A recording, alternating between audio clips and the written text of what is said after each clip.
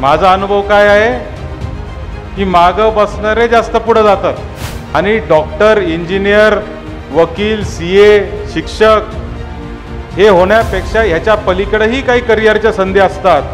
हे सगळं समजून उमजून घेऊन त्याच्यामध्ये काम करण्याचा हा सगळा काळ पुढच्या 2 वर्षाचा आपल्या सगळ्यांसाठी राहणार आहे. त्यावेळेस बोर्डाचे विद्यार्थी यायचे, बोर्डाचे नावं होते. आता ती परिस्थिती राहिली नाही.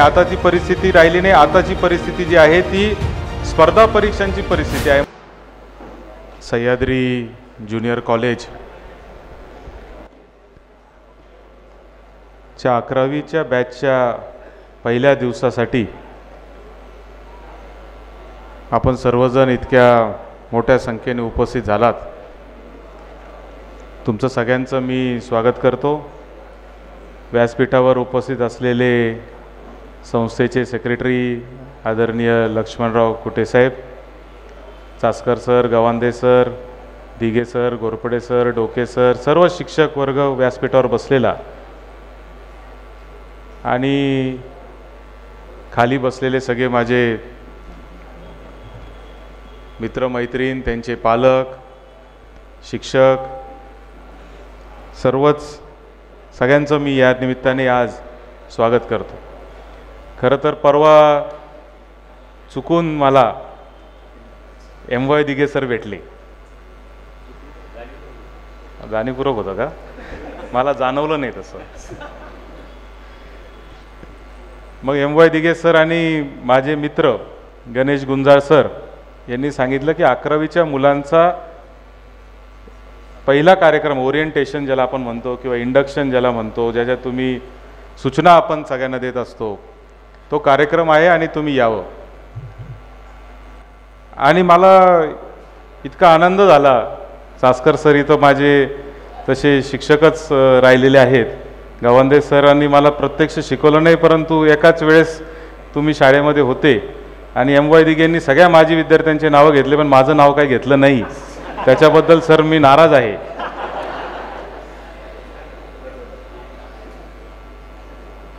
म्हणजे सगळेच माझे विद्यार्थी तुमचे चांगलेच सर. तुम्ही हे तुमच्या लक्षात कसं येत नाही मला तेच कळत नाही. आणि ज्यांचे नावं घेतले, आता नवीन नगर रोडचं मला उदाहरण गणेश गुंजाळ सरांनी तुम्हाला सगळ्यांना दिलंय की नवीन नगर रोडवर एंट्री केल्यापासून जेवढे डॉक्टर आहेत ते सगळे कुठले विद्यार्थी आहेत? सह्याद्रीचे विद्यार्थी आहेत. तुम्ही सह्याद्रीमध्ये प्रवेश केलाय म्हणजे तुमच्या आईवडिलांना तिथं जागा बघायला आत्ताच सांगा की बाबा, मी वडिलांना सांगा, आईला सांगा की मी 10 वर्षानंतर इथं डॉक्टर म्हणून येणार आहे. त्यावेळेस कुठं प्रॅक्टिस करायची, तर आत्तापासूनच ती व्यवस्था तुम्ही केली पाहिजे. इतकं चांगलं शिक्षण तुम्हाला या शाळेमध्ये, या कॉलेजमध्ये मिळणार आहे. खरं तर शाळा शब्द तुमच्या डोक्यात फार भिनला असेल. 15 वर्ष, 12-13 वर्ष आता तुम्ही कॉलेजला आलेले आहे. आणि 11वी-12वीच्या विद्यार्थ्यांशी बोलताना मला जेव्हा खरं तर MY दिघे सरांनी सांगितलं, मला एकदम माझ्या 11वी-12वीचे दिवस त्याच्यामध्ये आठवले. आणि पहिला दिवस कसा होता, असा काय कार्यक्रम त्यावेळेस झाला नव्हता. पहिल्या दिवशी डायरेक्ट कॉलेजच सुरुवात झाली होती. आणि पहिला दिवस हा असा, म्हणजे मी सह्याद्रीलाच 10वीला असल्यामुळं काही विद्यार्थी जवळजवळ 60-70% ओळखीचे होते, परंतु 40-1% नवीन मुलं मुली आलेले होते. त्यातल्या त्यात मुली तर एकदमच नवीन होत्या.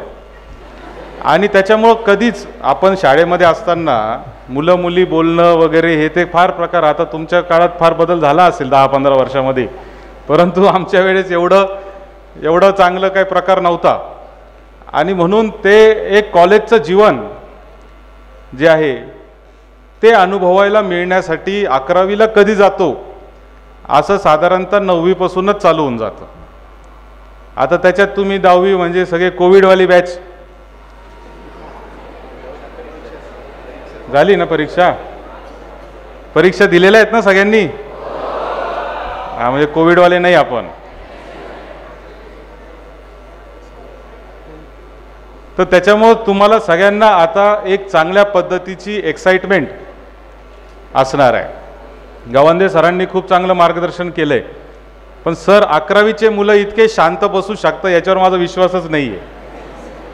म्हणजे का बसलेत मला अजूनपर्यंत प्रश्न पडला आहे, कारण 11वीला ज्यावेळेस आम्ही पहिल्या दिवशी कॉलेजला आलो, पहिल्या दिवशी तर म्हणजे आता अन्नाचं कॅन्टीन आहे का नाही मला माहीत नाही,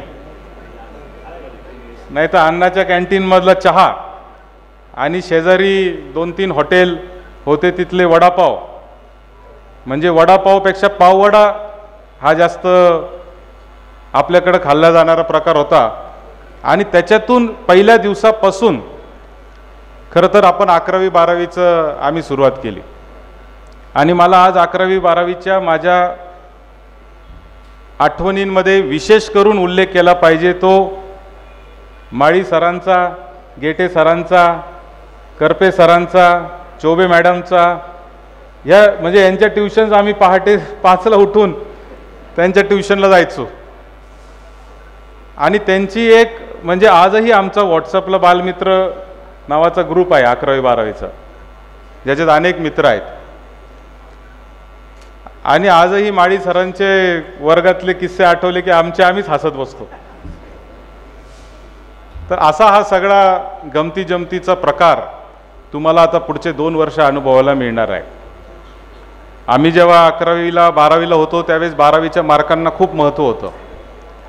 त्यावेळेस बोर्डाचे विद्यार्थी यायचे, बोर्डाचे नावं होते। आता ती परिस्थिती राहिली नाही, आताची परिस्थिती जी आहे ती स्पर्धा परीक्षांची परिस्थिती आहे। म्हणजे नीट, जेई या सगळ्या परीक्षा, CET या परीक्षांकडं आता सगळ्यांना जावं लागतं।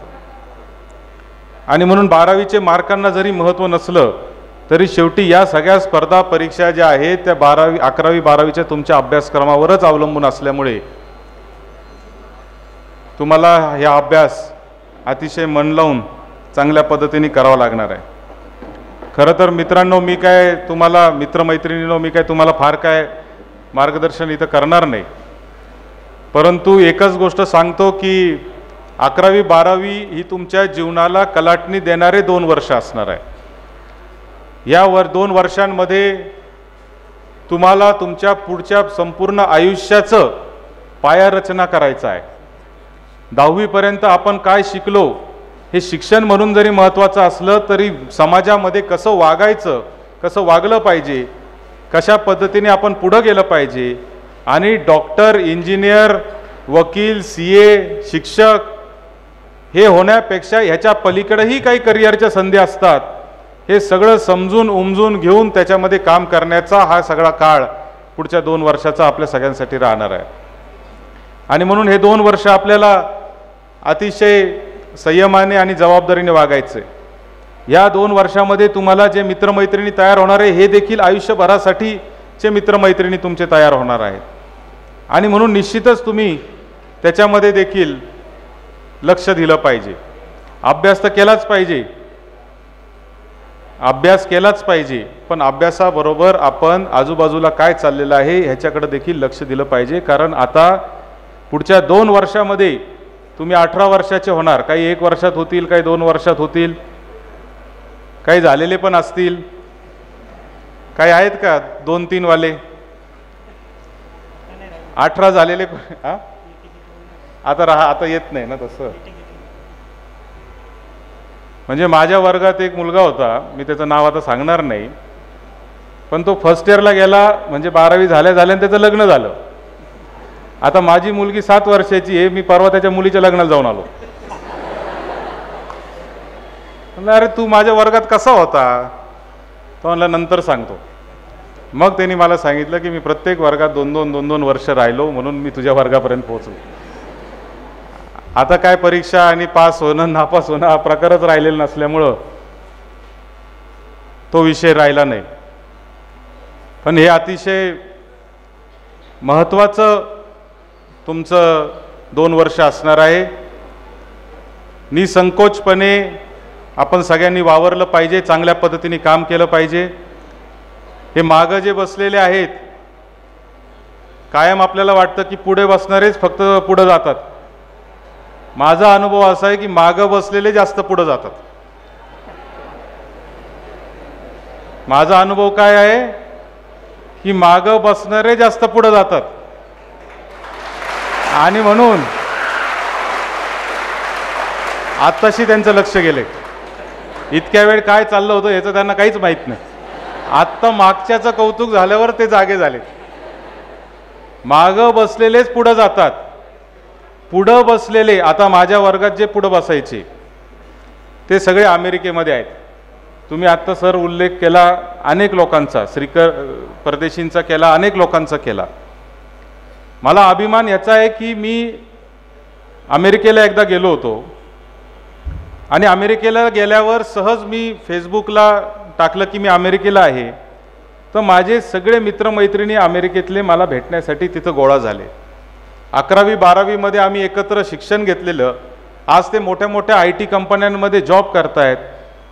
एक आपल्या विद्यालयाचा आणि कॉलेजचा विद्यार्थी जो आहे तो मायक्रोसॉफ्ट कंपनीमध्ये, सॉरी गुगल कंपनीमध्ये सर अतिशय वरच्या पातळीवर आहे, करवा नावाचा, जो आपल्याकडे 11वी 12वी शिकलेला आहे.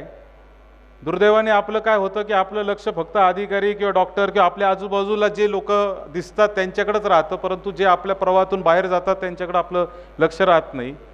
आणि दुसरा प्रॉब्लेम आपला असा आहे की आपलं लक्ष फक्त सायन्सच्याच विद्यार्थ्यांकडे राहतं. कॉमर्स आणि आर्टवाले कुठं जातात याच्याकडे आपलं लक्ष राहत नाही. पण कॉमर्स आणि आर्ट्सचे विद्यार्थी देखील खूप पुढं जातात असं माझा अनुभव आहे. आणि विशेष करून कॉमर्सच्या त्या बाबतीमध्ये तर माझं स्पष्ट मत आहे दातीर सर की कॉमर्सच्या विद्यार्थ्यांना तर प्रचंड स्कोप आहे. म्हणजे पुढच्या 5-10 वर्षामध्ये अशी वेळ येणार आहे की सायन्सला मुलं मिळणार नाही परंतु कॉमर्सला ॲडमिशन मिळणार नाही अशी परिस्थिती राहणार आहे. आणि म्हणून सायन्सच्या विद्यार्थ्यांनी देखील कॉमर्सचा अभ्यास करत राहायला पाहिजे. तो ह्यासाठी नाही की तुम्हाला त्याच्यातून 12वीला कुठे ॲडमिशन, म्हणजे फर्स्ट इयरला तुम्हाला इंजिनिअरिंग मेडिकल किंवा कुठे ॲडमिशन मिळेल, परंतु व्यवहारिक जीवनामध्ये कसं वागायचं हे जर शिकायचं असेल तर तुम्हाला आर्ट्सचे पण मित्र पाहिजे, कॉमर्सचे पण मित्र पाहिजे, तरच आपण त्या ठिकाणी आपण पुढे जाऊ शकतो. ही वस्तुस्थिती आहे. नुसतेच सायन्सचे पुस्तकात डोकं घालणारे जर तुम्ही मित्र केले तर तुम्हाला सांगतो की तुमचा फार मोठा फायदा होणार नाही. तुमचे मित्रमैत्रिणी हे सर्वगुण संपन्न असले पाहिजे, खेळामध्ये असले पाहिजे, कलामध्ये असले पाहिजे, क्रीडामध्ये असले पाहिजे, त्यांचं भाषण चांगलं असलं पाहिजे, ते वक्ता असले पाहिजे, कार्यकर्ता असले पाहिजे. अनेक लोकांना अनेक करिअरच्या संधी याच्या निमित्ताने उपलब्ध होत असतात. आता 11वीला तुम्ही सगळेजण आलेत, पण मला 100% खात्री आहे की तुमच्यातल्या 50% काय 70% मुलामुलींना अद्याप हेच माहिती नाही की आपल्याला करायचं काय, हे ठरवलेलंच नाही आपण. आणि हे सांगण्याची पद्धत आपल्या शालेय शिक्षण व्यवस्थेमध्ये कुठेही नाही आहे. त्याच्यामुळे दुर्दैवाने 11वीला आल्यानंतर आपण विचार करतो की आपल्याला काय करायचं आहे. बरं, आता जवळजवळ सगळ्या ब्रँचेसला जायला सायन्समधून मार्ग असल्यामुळे पूर्वी कसं आर्किटेक्चर करायचं असेल तर आर्ट्सच असावं लागायचं. आता सायन्सचा विद्यार्थीही आर्किटेक्चरला जाऊ शकतो, सायन्सचा विद्यार्थी BComला जाऊ शकतो. आणि त्याच्यामुळं जे आहे ते आता सायन्सकडं करून बघू 2 वर्ष आणि पुढं काय होतंय ते बघू असा विचार करणाऱ्यांची संख्या फार मोठी आहे. असं किती लोकांनी ठरवलेलं आहे बरं आपल्याला काय करायचं आहे पुढचं, 12वी नंतर काय करायचं, किती लोकांनी ठरवले का? हात वर करा. मुलीच जास्त आहे बाबा, मुली सिन्सिअर. मला तर मुली सिन्सिअर वाटतं बघा. जवळजवळ 50-60% मुलींनी हात वर केले की त्यांना 12वी नंतर काय करायचं. इथं डाव्या हाताला तर पोरं फक्त गप्पाच मारतायत, बाकी काय पोरांना माहीत नाही का काय 12वी झालं करायचं. बरं, याच्यातले किती लोक असे आहेत का ज्याला डॉक्टर व्हायचं नाही, इंजिनियर व्हायचं नाही, वकील व्हायचं नाही, CA व्हायचं नाही, आर्किटेक्ट व्हायचं नाही, त्याच्या डोक्यात काहीतरी वेगळंच आहे. असे किती जण आहे बरं? हात वर करा.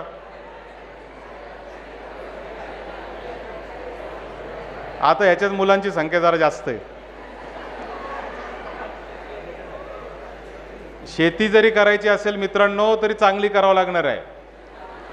शेती सुद्धा सोपी राहिलेली नाही आणि शेती करणाऱ्या मुलांना मुली मिळत नाही. त्याच्यामुळं तुम्हाला काहीतरी चांगलंच करावं लागणार आहे. शेती जरी करायची असेल तरी BSc ॲग्री होऊन शेती केली तर मुलगी मिळेल, नाहीतर मुलगी मिळणं अवघड आहे. त्याच्यामुळं जे काय करायचंय ते विचारपूर्वक केलं पाहिजे. आता ह्या ताईंनी कुणी हातवर केला होता काहीतरी वेगळं करायचं तिने? कुणी हातवर केला? तू केला होता ना ताई? तू केला होता ना? काय करायचंय तुला? काय BCS BCA? अच्छा, BCA करायचंय. बरं, म्हणजे कॉम्प्युटर IT मध्ये जायचंय तुला. बरं, अजून कोण आहे असं की ज्याला काहीतरी वेगळं करायचंय?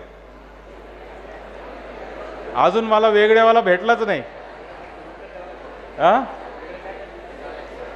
ते कोण आहे हातवर केला तो? लाल शर्ट. ए लाल शर्ट, काय बाबा तुझं नाव काय सांग ना?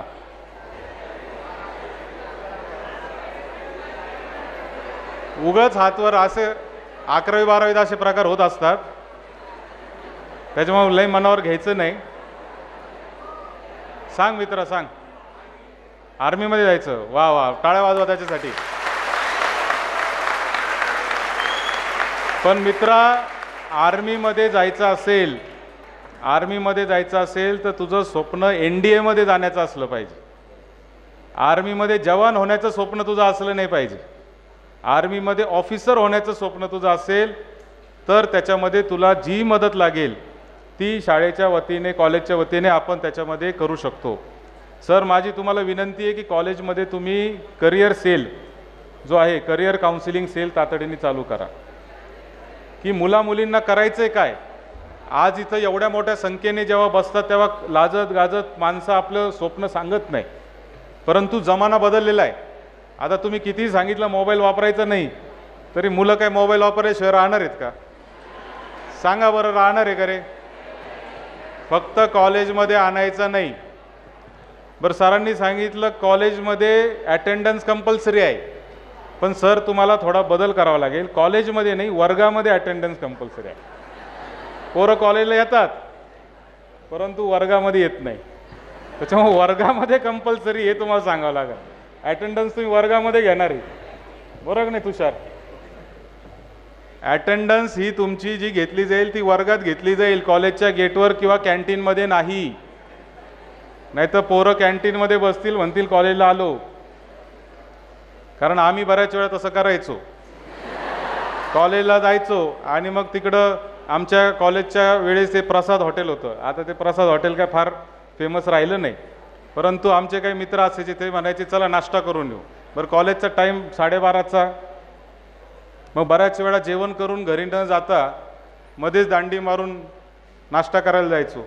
अर्थात त्याचं नंतर नुकसान झालं. ते जर केलं नसतं तर चांगलं फायदा झाला असता. जसं सरांनी सांगितलं, गावंदे सरांनी आणि चासकर सरांनी मला माहिती आहे निश्चित सांगितलं असेल की आपल्याला असं वाटतं की आत्ता जे जे आपल्याला सल्ला देत आहेत हे सगळे मूर्खच आहेत, यांना काहीच समजत नाही, आपल्यालाच समजतं. ही भावना माझ्याही मनामध्ये 11वी 12वीला होती, जी तुमच्या मनामध्ये असण्याची शक्यता आहे. परंतु आत्ता नाही जाणवत. हे जाणवतं कधी माहिती आहे का? 10, 15, 20 वर्षांनी. तेव्हा जाणवतं का अरे थोडं जर ऐकलं असतं तर बरं झालं असतं. म्हणून पश्चाताप होईल अशी कुठली गोष्ट करू नका. मला आमच्या एक मॅडम होत्या, त्या मला कायम सांगायच्या की तू ध्यान धारणा करत जा. आता म्हणलं मॅडम ध्यान धारणा, इथं कुठं ध्यान कसं करणार? नाही म्हणले, असं बसायचं, स्ट्रेट बसायचं, हात पुढं करायचे, चित्त लावायचं आणि तुझं ध्यान जर 10 मिनटं रोज केलं तर तुझा अभ्यासात मन लागेल, फोकस वाढेल, कॉन्सन्ट्रेशन वाढेल आणि त्याच्यामुळं तुला चांगला अभ्यास होईल आणि चांगले मार्क पडतील. आता त्या मॅडमचं मी कधी ऐकलंच नाही. आम्ही बसायचो, त्या मॅडम आम्हाला वर्गात बसवायच्या, डोळे झाका म्हणायच्या, आम्ही डोळे झाकायचो, पण सगळे मुलं मनातल्या मनात हसत असायचे आणि मॅडम गेल्यावर सगळे हसायला लागायचे. आता काय झालं की मागच्या 15-20 दिवसापूर्वी मी काश्मीरला गेलो 5-6 दिवसांसाठी. माझ्या काही मित्रमैत्रिणींनी मला सांगितलं की आपण काश्मीरला जाऊ, तिथं योगा आणि मेडिटेशनचा कॅम्प आहे म्हणले आणि आपल्याला तो करायचा म्हणले 6 दिवस. मग मी 6 दिवस काश्मीरला गेलो, टेंटमध्ये राहिलो. अतिशय म्हणजे 100 किलोमीटर आसपास काहीच नाही, माणूससुद्धा नाही, अशा ठिकाणी टेंट लावून आम्ही सगळे, एक योगा टीचर आमच्याबरोबर होत्या, त्यांनी आम्हाला तिथं शिकवलं योगा आणि ध्यान कसं करायचं. आणि तुम्हाला सांगतो दुसऱ्या किंवा तिसऱ्या दिवशी ते ध्यान करत असताना अक्षरशः मला रडू आलं की आपण जर त्यावेळेस त्या मॅडमचं ऐकलं असतं आणि जर 10 मिनिटं जरी आपण रोज ध्यानधारणा जर केली असती तर निश्चित आपण आयुष्यामध्ये आहे त्याच्यापेक्षा कितीतरी पुढं गेलो असतो. त्या ध्यानाचं मला महत्त्व माझ्या वयाच्या 39व्या वर्षी आता 15 दिवसापूर्वी कळालं काश्मीरमध्ये गेल्यावर. जे मला मॅडम सांगत होत्या 17व्या वर्षी, म्हणजे माझे 17 वर्ष त्याच्यामध्ये वाया गेले असं म्हणलं तर चुकीचं ठरणार नाही. आणि म्हणून हा एक विचार आपण सगळ्यांनी केला पाहिजे. सरांनी M.Y. दिघे सरांनी सांगितलं की पालकांचं स्वप्न असतं. मी हे मानत नाही की पालकांचं काही स्वप्न आहे. शेवटी प्रत्येक व्यक्ती हा इंडिव्हिज्युअल आहे, प्रत्येक मुलगा इंडिव्हिज्युअल आहे, प्रत्येक मुलगी इंडिव्हिज्युअल आहे. आपण या आई वडिलांच्या पोटी जन्माला आलो हे एक आपल्याला परमेश्वराने दिलेली संधी आहे. आपलं मागच्या जन्मातलं चांगलं काम असेल म्हणून तुम्ही चांगल्या घरामध्ये जन्माला आलेले आहात. इथपर्यंतच आईवडिलांचा रोल आहे. परंतु आईवडिलांचं स्वप्न डॉक्टर होण्याचं आहे म्हणून तुम्ही डॉक्टरच झालं पाहिजे असं मानण्याचं काही कारण नाही. तुम्हाला विचार, परंतु काय असतं माहिती आहे का की विचार करत नाही आपण, कोणाचं तरी ऐकतो. आता आपल्या भारतामध्ये आणि विशेष करून आपल्या मराठी माणसामध्ये एक पद्धत आहे की एक जण इंजिनिअरिंगला गेला की अख्खी गल्ली आणि अख्खं गाव इंजिनिअरिंगला जायला सुरुवात करतं. बरं, इंजिनिअरिंग कॉलेजचे ॲडमिशन मी अनेक वर्ष जवळून पाहतोय. असा ट्रेंड येतो की 2-2 वर्ष फक्त सिव्हिलच्याच ॲडमिशन होतात, 2-2 वर्ष मेकॅनिकलला कुत्रंसुद्धा जायला तयार नसतं. मग मेकॅनिकलचे दिवस येतात, सिव्हिलला कोणीच जायला तयार नसतं. मध्येच कॉम्प्युटरचे दिवस येतात, कॉम्प्युटरचे दिवस जातात, IT चे दिवस येतात, IT चे दिवस जातात, इन्फॉर्मेशन टेक्नॉलॉजी ENTCचे दिवस येतात. हे वर खाली जे दिवस होतात त्याचं कारण काय माहिती का मित्रांनो? त्याचं कारण हे आहे की आपण विचार न करता ब्रँच निवडतो. इंजिनिअरिंगची ब्रांचसुद्धा तुम्ही फक्त तुमच्या मित्रमैत्रिणीला विचारतात आणि निवडतात. मला निश्चित खात्री की ह्या ज्या माझ्या मैत्रिणींनी BCAचा निर्णय घेतला तिला कोणीतरी सांगितलं असेल की मला BCAचा फायदे काय, तोटे काय, किंवा जे काय सांगितलं असेल. पण मला तिला सांगायचं आहे का आता गुगलचा जमाना आहे. गुगलचा जमाना आहे. सगळ्यांना गुगल तर वापरता येतं ना? कोणाला येत नाही हात वर करा. ज्याला येत नसेल तो आजच्या तारखेला त्याला अडाणी म्हणून एक शब्द आहे, माहिती आहे का तुम्हाला? अडाणी. ज्याला इंटरनेट वापरता येत नाही आणि इंटरनेटचा योग्य वापर, इंटरनेट सगळ्यांनाच येतं पण इंटरनेटचा योग्य वापर पुढच्या 2 वर्ष तुम्हाला करायचा आहे. काय चाललंय जगामध्ये याचा विचार तुम्ही करायचा आहे.